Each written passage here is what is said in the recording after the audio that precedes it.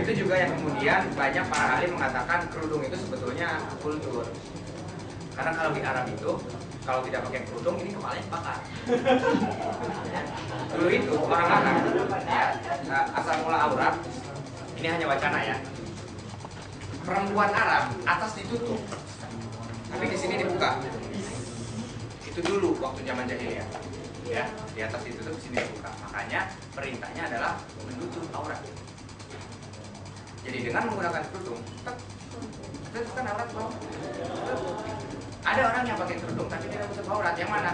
Pakai kerudung. Kenapa? Karena harus beli kalung baru. Ya, banyak itu saya lihat di kampung-kampung ibu-ibu kan.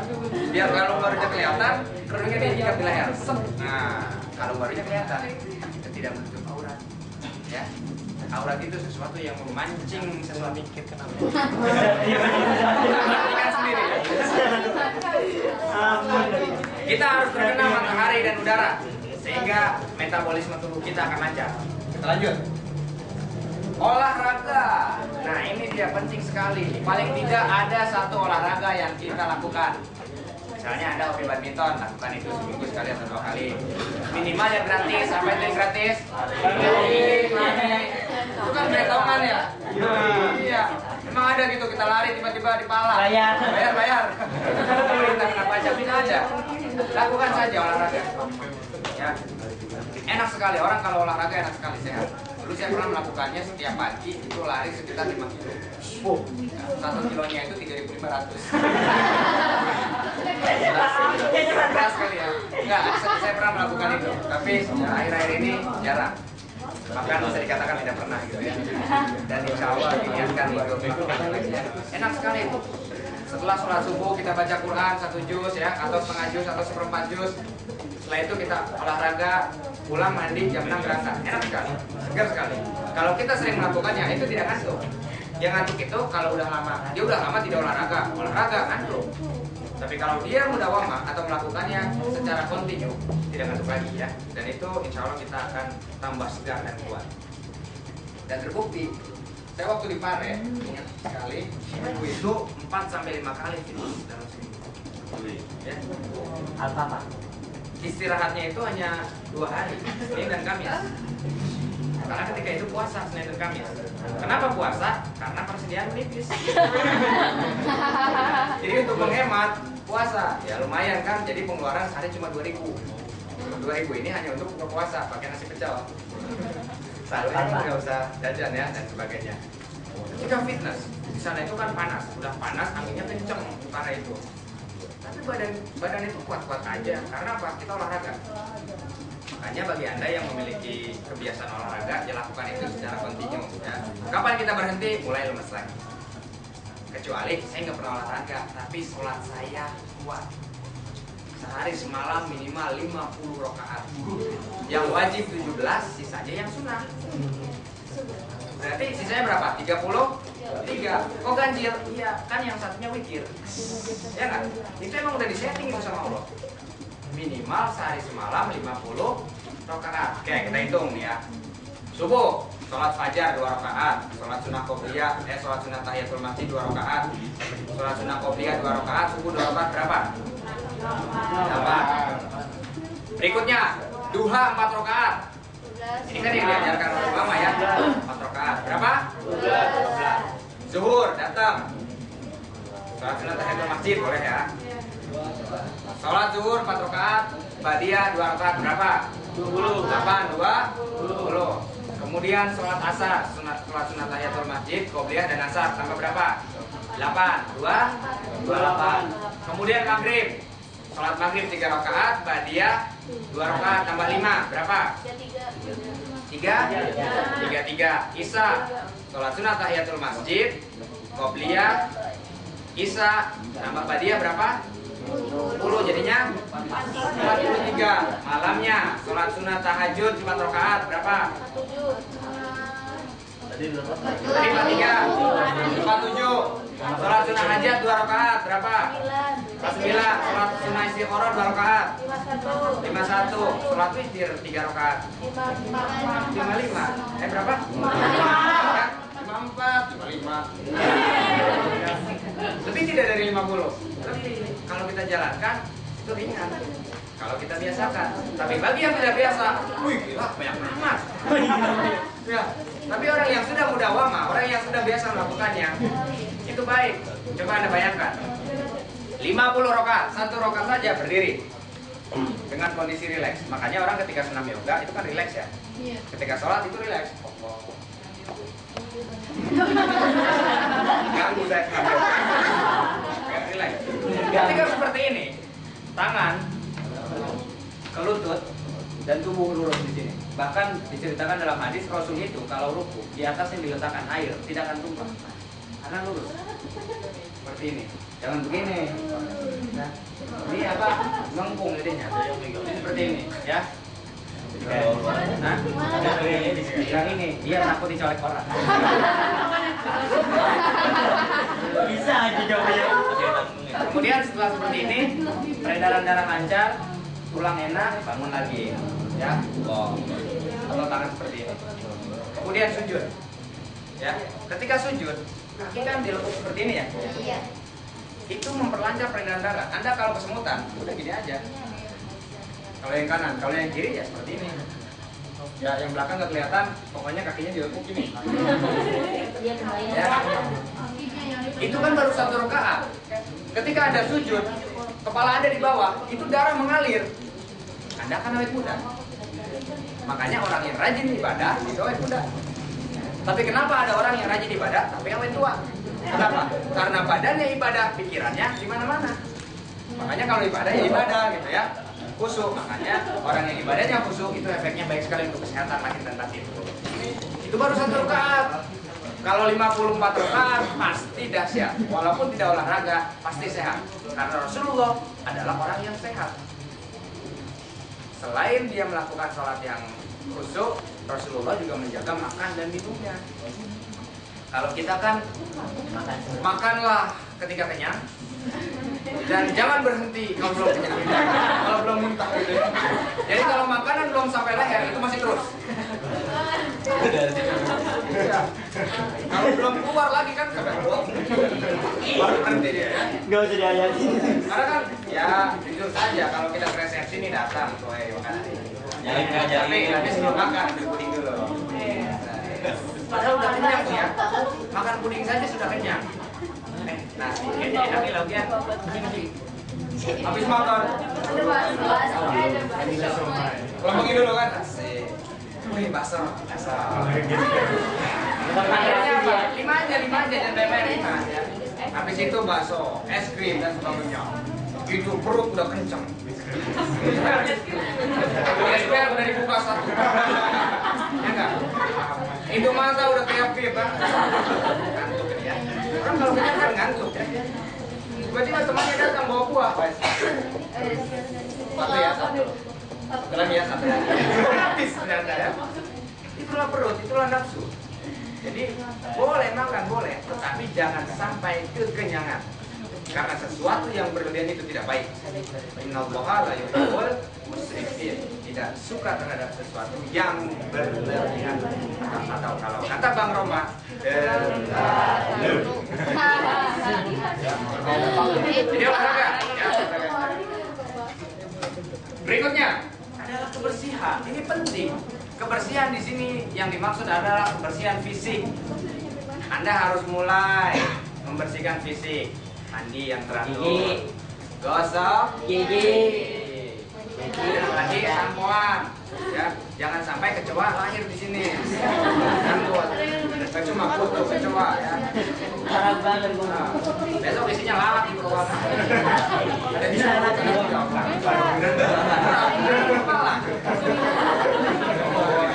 ya. Khususnya nih bagi aktivis, ya bolehlah sekali-sekali, tapi jangan terlalu sering. Saya SB. Ya, ya yang dalamnya itu ya paling nggak sehari sekali diganti. Ya bolehlah sekali-kali ya sekali-sekali, tapi jangan sering-sering menggunakan side A side B. Udah dipakai dibalik lagi ya.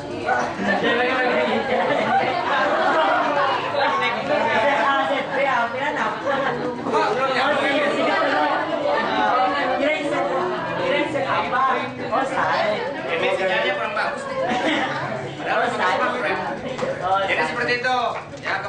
fisik dijaga. Kuku nih, kuku ya.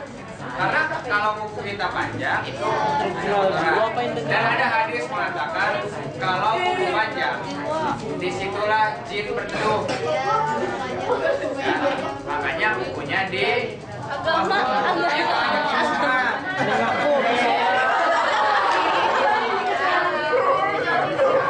kecuali ada keperluan profesional. Mobil itu pakai tinggi juga bisa, tapi tangan itu memiliki filosofis loh. Jadi jempol ini diibaratkan bukan ya ibu jari, tapi ini tidak diibaratkan ibu, tapi diibaratkan pejabat pemerintah. Jempol ini ibaratnya pemerintah. Jadi kalau pemerintah udah bilang, nanti kerjaannya, oke. Filosofisnya nih ya, telunjuk ini filosofisnya apa? Orang Yang punya modal, pengusaha. Kalau pengusaha yang nunjuk, bangun di situ, bangun di situ. Jadi nggak? Coba kita bangun di situ ya. siapa? Kita tunggu 5 tahun nggak ada itu. Ya. Ini adalah yang memiliki modal. Kalau yang tengah di negara kita, bahasanya tolong ya. Ya, yang tengah ini adalah moderat, yaitu militer atau polisi. Ya, ini harus tidak memihak, moderat. Tidak boleh berpihak kepada pemerintah, juga tidak boleh berpihak kepada rakyat. Harus moderat, berada di tengah. Ini apa namanya? Jari manis. Simbol siapa? Nah, bukan. Jari manis itu oh iya, jari manis itu adalah simbol dari siapa? Apa namanya? Artis itu, ya itulah pekerja seni. Nah, penghibur entertainer. Makanya di sini ada apa? Ada cincin dan sebagainya. Itu kan hiburan itu ya, biasa. Orang tanpa entertainment hampat rasa kan? Iyalah. Kelingking ini simbol siapa? Kelingking ini simbol wanita. Apa? Wanita. Oh, wanita. Wanita ya. Kenapa kelingking? Karena pertama, wanita itu fleksibel. Coba Anda shoot ya. Menang mana? Pemerintah wanita. Banyak pejabat yang turun karena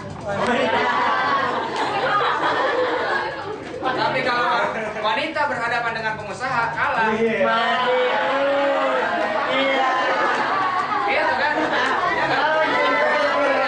Tapi perlu diingat, wanita itu fleksibel. Bisa ke sini. Bisa ke sini.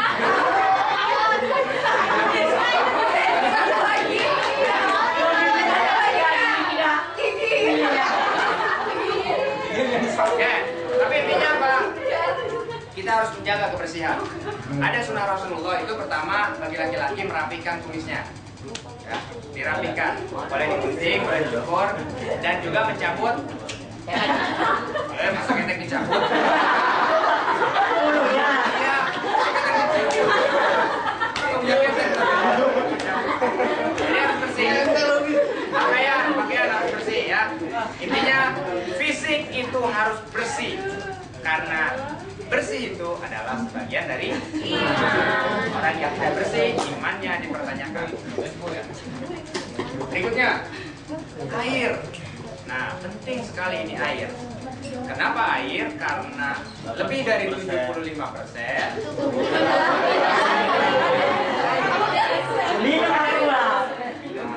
Apa? kopi. Ini basah itu.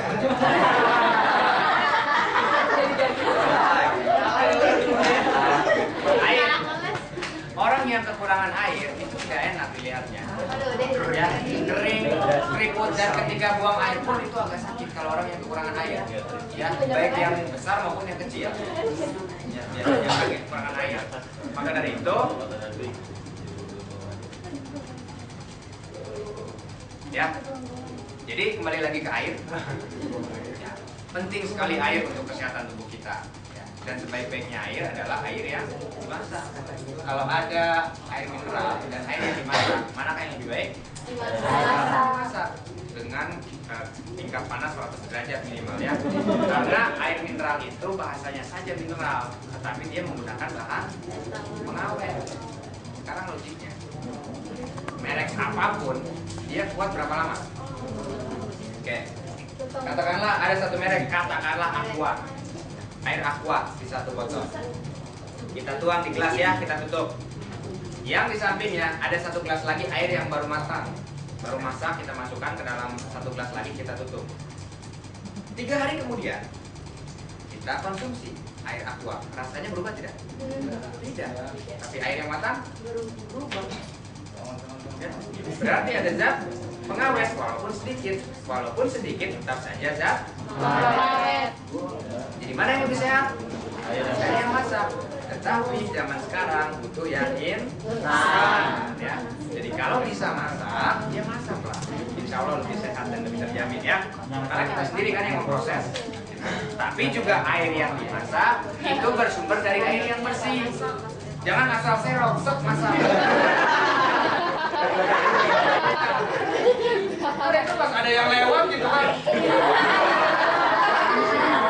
Pas masaknya, loh aku masaknya ada pisang goreng.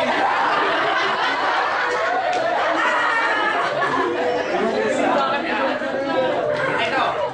Berikutnya adalah makanan. Kenapa makanan ini penting sekali? Karena barangkali di sini ada Ratna yang dari kedokteran bisa mengkoreksi. Sumber penyakit itu dari lambung. Ya. Nah, sumbernya kalau kata Ratna dari usus. Sebelum ke usus kemana dulu? Lambung dulu kan? Maksud saya setelah lambung usus. Setelah usus anus. Nah, apa yang kita konsumsi itu pun yang akan mempengaruhi kesehatan kita. Terlalu banyak itu akan menimbulkan penyakit, ya.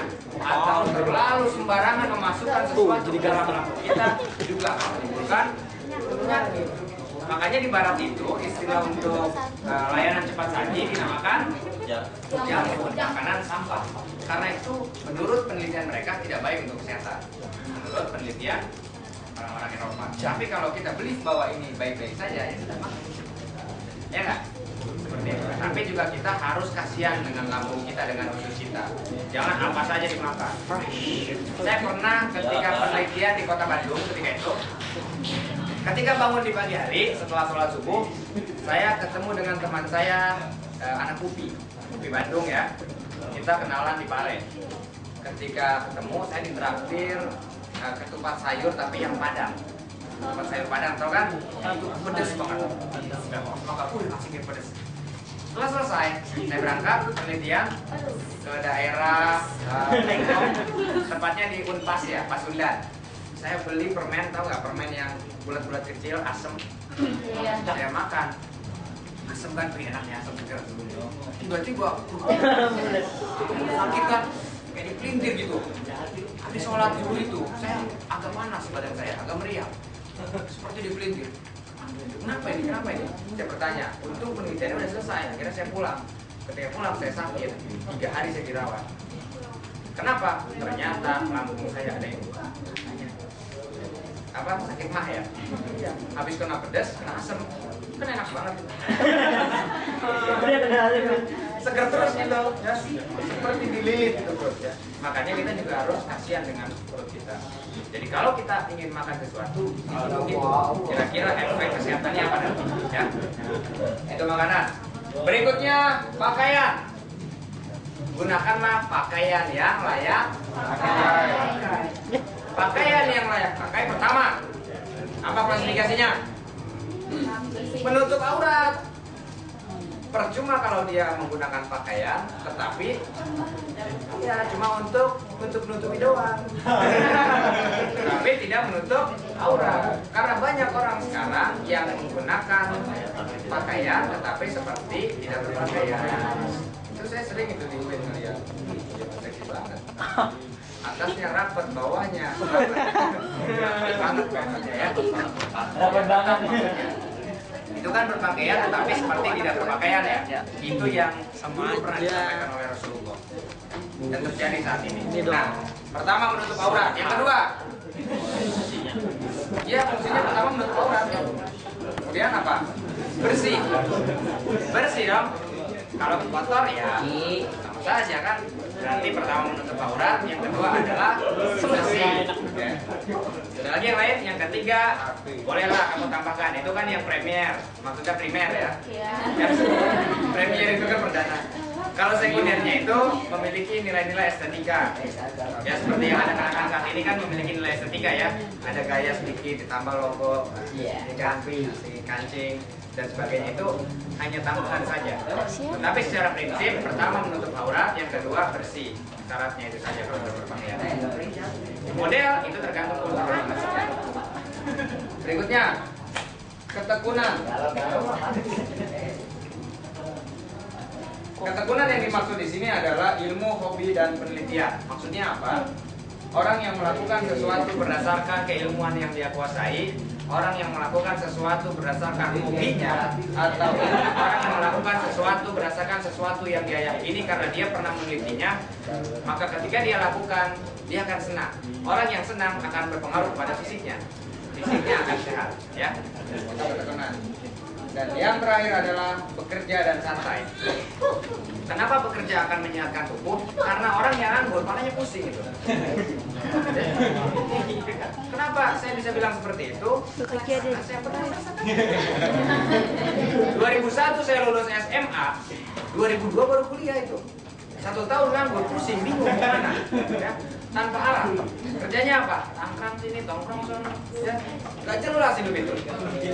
Jadi sehari-hari hanya mencari untuk ini saja.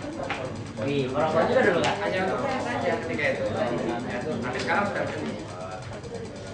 kerja. Kemudian santai ya, sesekali kita relax lah, santai di rumah, duduk relax santai. Atau sesekali kita jalan ke suatu tempat, di mana tempat itu menurut kita kondisinya sangat nyaman sekali dan kita santai di sana. Bisa seperti itu. Itu adalah kesehatan fisik. Yang jika kita lakukan semuanya atau seluruhnya, maka insya Allah fisik kita akan kuat. Jika fisik kita kuat, maka akal kita pun akan sehat.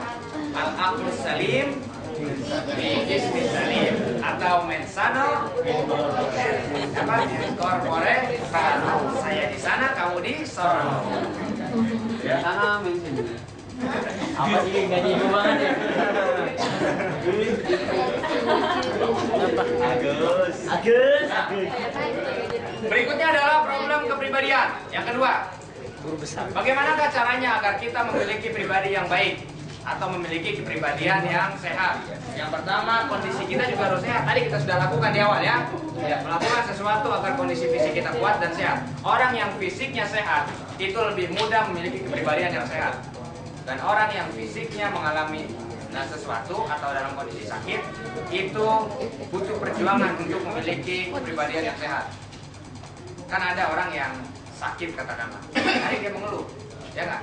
Tapi walaupun ada juga orang yang sehat tapi mengeluh, ada juga. Tapi kapasitasnya lebih sedikit dibanding orang yang sakit mengeluh. Biasanya banyak. Untuk mengurangi itu, ya kita antisipasi badan kita upayakan agar sehat sehingga nanti akan berpengaruh pada kepribadian kita. Berikutnya adalah otak-otak yang diperas. Maksudnya gini, otak yang diperas itu adalah terlalu mengerahkan kemampuan pikir kita terhadap sesuatu.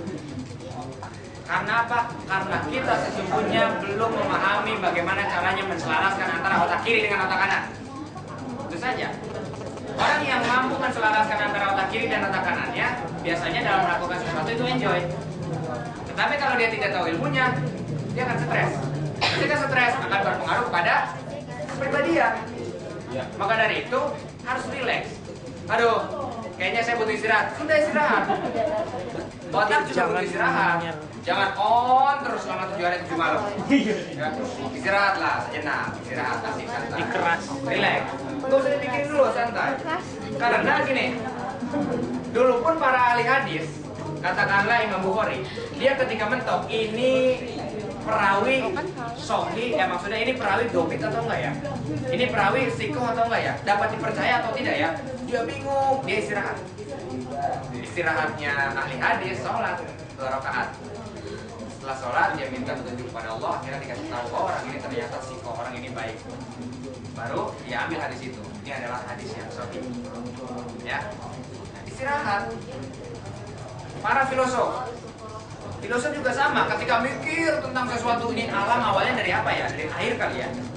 Karena setiap sesuatu itu pasti ada unsur airnya. Dia mikir terus, mentok, dia tidur. Karena apa? Kalau kita terus memaksakan otak kita, itu nanti ada error-error. Ya, maka dari itu kita butuh istirahat. Tidak hanya fisik, tapi juga mata kita. Ya, lanjut. Berikutnya adalah problem puberitas. Puberitas. Ya. Puberitas itu kan apa namanya ya? Kalau bahasa kakunya itu galau, tapi bahasa biasanya itu sedang mencari sesuatu yang baru, ya, mencari jati diri bahasa umumnya ya. Tetapi sebetulnya dia ingin melakukan sesuatu yang lain agar dia dilihat, itu saja, eksis bahasanya ya. Kayaknya gini enak nih, ntar orang merhatiin gue. Yang penting kan eksis. Makanya banyak tuh orang-orang yang di masa puber jadi alay. Coba aja lihat di dahsyat di mana kan, itu kan yang alay kan yang puber. Yang usianya 17, 16 ya. Padahal jam sekolah bolos. Karena apa ingin dilihat di TV. Itulah masa puber. Maka dari itu kita harus bisa melewati masa itu dengan baik sehingga kita memiliki kepribadian yang baik di sini ya. Lanjut. Kemudian pengaruh rumah. Banyak orang yang sukses dalam pekerjaannya ataupun dalam studinya karena pengaruh rumah yang baik. Ya. Disupport oleh keluarga. Keluarga percaya, silahkan kamu belajar, silahkan kamu berorganisasi, silahkan kamu mengeksplor diri kamu, percaya. Sehingga dia akan berkembang dengan baik. Tetapi ada juga rumah yang kamu gak boleh gini, kamu gak boleh gini, kamu gak boleh gini. Sekalian aja gak boleh kuliah. Enggak?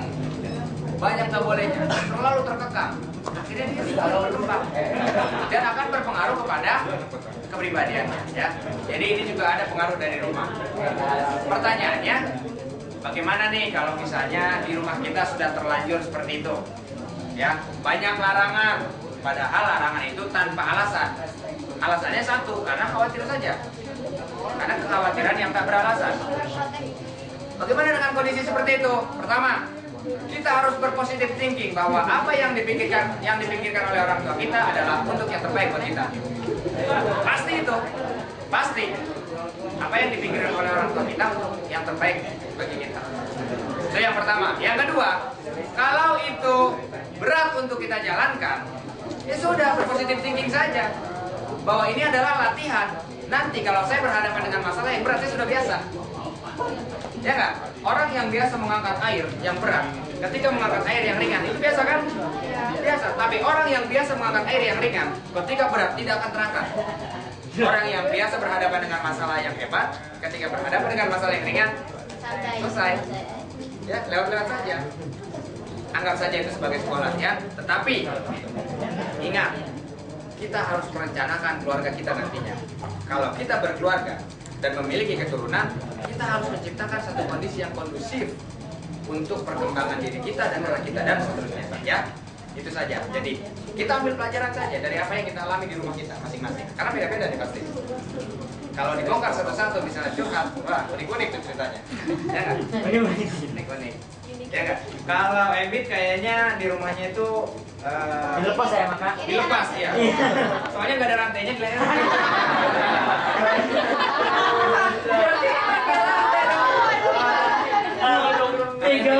Rantai berarti kan baru saya lepas kemarin. Dilepas. Berikutnya adalah panutan yang buruk. Ya, panutan yang buruk itu akan mempengaruhi kepribadian. Kenapa panutan yang buruk mempengaruhi? Pertama, sesuatu yang dapat mempengaruhi manusia itu adalah sesuatu yang membuat orang lain terkesan. Bayangkan kalau kita punya panutan atau kita memiliki orang yang kita terkesan kepadanya dan dia berlaku buruk, maka apa yang kita lakukan? Dia ikut berlaku buruk. Maka itu akan mempengaruhi kepribadian. Maka dari itu terkesanlah kepada hal-hal yang baik. Maka kita akan mengikuti hal yang baik itu. Dan nantinya pada endingnya kita akan menjadi pribadi yang baik. Ya, nauzubillah ya terkesan sama hal-hal yang buruk. Dan sebaik-baiknya terkesan adalah kepada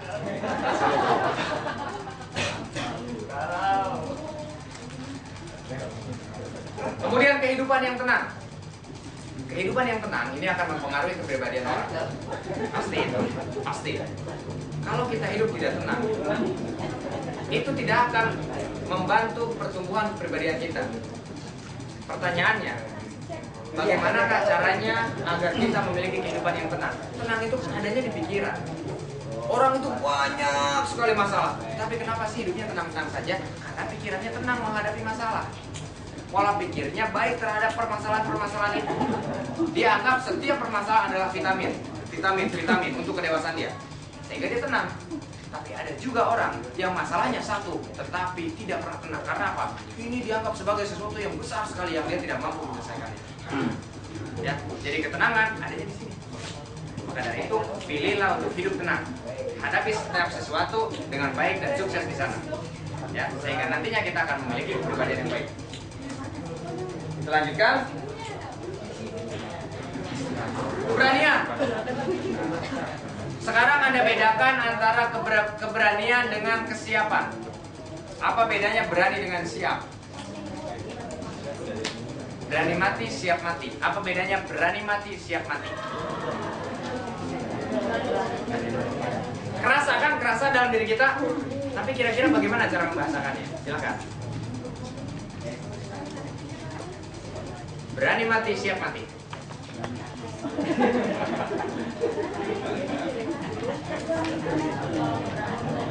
Percaya. Gimana? Silakan. Mungkin kalau berani itu masih dalam kepercayaan. Saya berani percaya. Kalau sudah siap itu berarti keyakinan dia. Berani. Gimana? Gimana? Coba diulangi. Matanya udah sayur-sayur. Ya, kalau berani mungkin itu suatu kepercayaan terhadap dirinya sendiri. Dan kalau dia sudah bilang siap itu berarti keyakinan. Berani, gerak. Kepercayaan. Ya, sudah 12 lebih.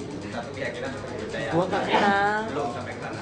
Yang lain. Dari ini kan. Maksudnya apa yang kamu ucapkan itu tidak salah dan kamu bukan itu. Ya. Kalau menurut saya kalau berani mati dengan siap mati, kalau misalkan berani baru merasa kita merasa berani, tapi kalau siap mati kita untuk memikirkan kita itu mati nanti apa yang harus kita siapkan itu udah ada gitu buat sana. Ya, ini dia. Iya, silakan. Kalau misalkan berani itu biasanya ada unsur kesombongan di dalam diri. Kalau misalkan siap, ya itu emang dari dalam diri kita udah. Ini dia yang lebih sempurna. Kalau berani ada unsur kesombongan. Coba orang berani mati, sombong sekali kan? Apakah setelah mati dia akan husnul khotimah? Belum tentu. Tapi dengan sombongnya, gue berani mati. Ya nggak? Ya, ada unsur kesombongan. Tapi kalau saya siap mati, dia sudah melakukan sesuatu sehingga ketika dia mati, dia mampu mempertanggungjawabkan apa yang dia lakukan. Jadi beda sekali antara berani mati dengan siap mati. Ada kan orang dosanya banyak, gue mau berani mati. Siapa yang jadi lawan gue? Wah, ya nggak? Walaupun dosanya banyak, artinya itu mati konyol nantinya. Jadi kalau siap mati, dia memang sudah mempersiapkan apa saja yang nantinya akan dia pertanggungjawabkan di akhirat. Ya. Jadi siaplah untuk segala urusan, tetapi hindari keberanian yang tanpa alasan. Berikutnya adalah kontrol perasaan. Terkadang perasaan kita itu sulit dikendalikan. Kalau Anda belajar segitiga ekspresi ya kemarin, itu ada karena ada emosi, ada sensasi. Ini adalah satu kesatuan. Ya, ini adalah satu kesatuan antara emosi dengan sensasi. Untuk mengendalikan emosi dibutuhkan sensasi. Orang yang sensasinya tidak baik, maka perasaannya sulit dikendalikan. Terlalu menggebu-gebu, terlalu bersemangat, banyak terlalunya, dan sesuatu yang terlalu itu tidak baik kan tadi. Sudah disinggung? Ya. Maka dari itu kontrollah perasaan kita. Perasaan benci, kita kendalikan itu. Perasaan cinta, kita kendalikan.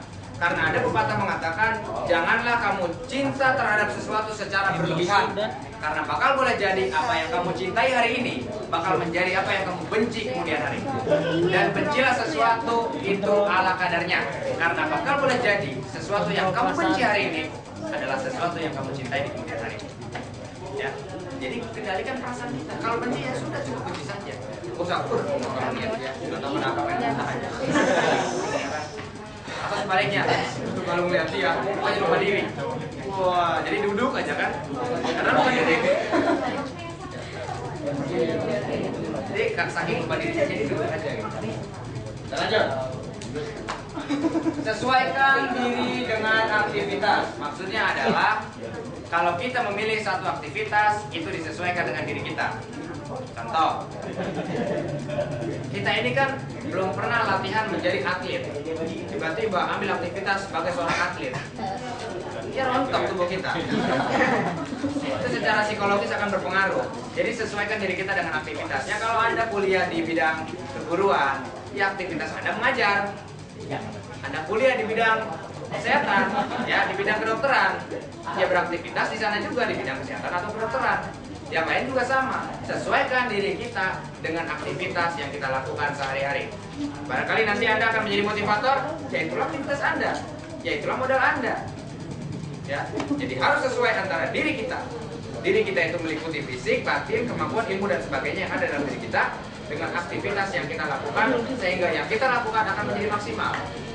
Contoh, Anda kuliah tarbiyah, tiba-tiba dan Anda belum pernah sama sekali belajar tentang ilmu kedokteran, tiba-tiba Anda ambil aktivitas sebagai seorang dokter. Iya. Salah suntik, salah ngasih obat, mati itu pasien. Tambah pusing Anda. Iya, itu berpengaruh pada kepribadian kita. Stres kita kan, waduh, ini orang kok abis gua kasih obat gemetar ya? Panas dingin ya? Oh, salah obat ternyata. Udah kayak kelinci orang ya. Coba-coba. Jadi sesuaikan antara diri kita dengan aktivitas yang kita lakukan. Berikutnya, pikirkanlah orang lain. Pernah kan ketika di awal Anda disampaikan bahwa jika hari ini Anda diberikan uang 3 miliar, maka lakukanlah 10 transaksi minimal. Anda melakukannya? Ya. Lalu Anda tulis apa? Apakah Anda memikirkan orang lain? Alhamdulillah. Belum. Gitu ya. Tapi yakin kalau sekarang pasti sedang memikirkannya.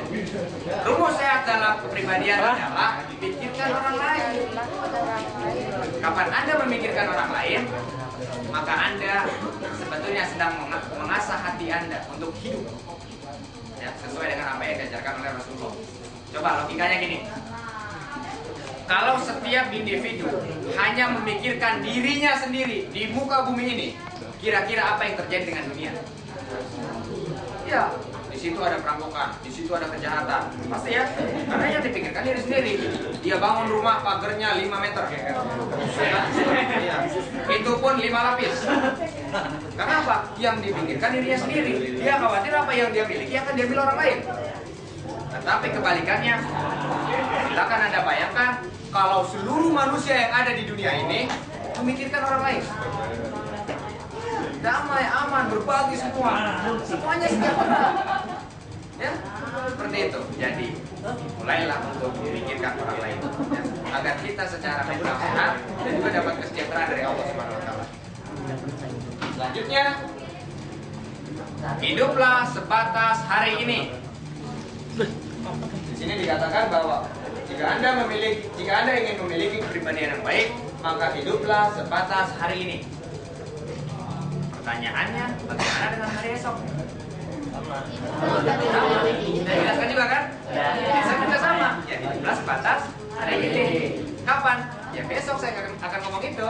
Ya, hari ini juga kan? Ketika saya menyampaikannya esok hari. Jadi hiduplah sebatas hari ini. Itu juga makna dari apa? Hiduplah kamu. Gimana? Imal li dunyaka ka'annaka ta'isu abadan wa amal li akhirataka ka'annaka ta'isu abadan. Gimana? Ta'isu Imal li dunyaka ka'annaka ta'isu abadan wa amal li akhirataka ka'annaka ta'isu abadan. Jadi berbuat untuk dunia seolah-olah hidup selamanya, tapi berbuat untuk akhirat seolah-olah mati besok. Jadi itu saja yang kita pikirkan setiap hari. Kalau kita berdagang, ya berdaganglah dengan sungguh-sungguh. Kumpulkan harta sebaik-baiknya, tetapi untuk di-share juga ke orang lain. Kalau beribadah, ibadahlah juga sebaik-baiknya. Jadi anggap saja bahwa itu adalah hari terakhir Anda untuk hidup. Maka kan sungguh-sungguh ya. Coba bayangkan, tiba-tiba malaikat datang. Yoko, kamu besok saya datang lagi ya. Kamu siap-siap gitu kan. Apa yang dilakukan Yoko? Dia akan siap-siap. Padahal yang datang malaikat Jibril. Gitu ya. Itulah kehidupan. Dan juga kita berdoa tentunya ya, semoga nanti ketika sakaratul maut, ketika ajal kita dicabut, malaikat Israfil akan datang kepada kita dengan wajahnya yang terbaik. Karena ada cerita nih yang saya ingin berbagi. Jadi ceritanya waktu itu malaikat Israfil habis mencabut nyawa atau selesai mencabut nyawa seseorang yang kufur terhadap Allah. Setelah mencabut nyawa, malaikat Israfil mampir di kediaman Nabiullah Ibrahim alaihissalam. Ya. Ketika mampir di Nabiullah Ibrahim alaihissalam, ya kan nggak enak ya kalau habis nyabut nyawa dekat Nabi Ibrahim nggak mampir kan nggak enak kan CS gitu ya. Antara malaikat dengan Nabi itu kan dekat ya, dengan Rasulullah. Kemudian Nabiullah Ibrahim bertanya, dari mana ada malaikat? Ya Israel, dari mana ente? Aneh dari nyambut itu nyawa orang. Nyawa siapa? Orang itu iya.